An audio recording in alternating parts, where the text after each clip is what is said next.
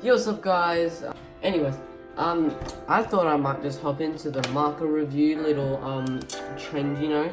So I'm gonna be reviewing these highlighters. Yeah, they come in a nice little pack of 6. They were honestly quite hard to open if you see the start of the video, but I mean, that's just not really a big deal. Onto the actual markers.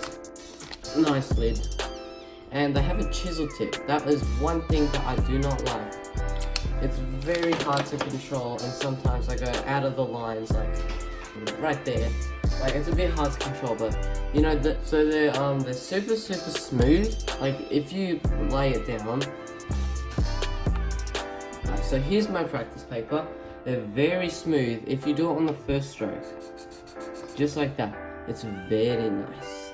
But if you go over it again, it gets weird, and if you dry it and then go over it again, it'll rip the paper. So that's not very good.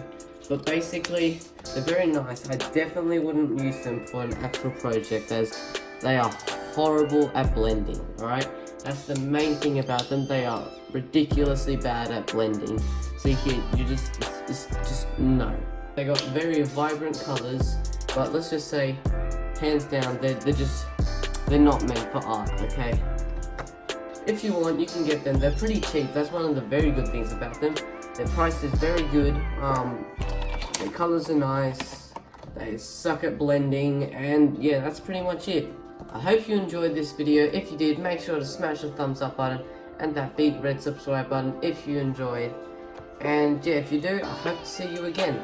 And thanks for watching once again, and I'll see you next time.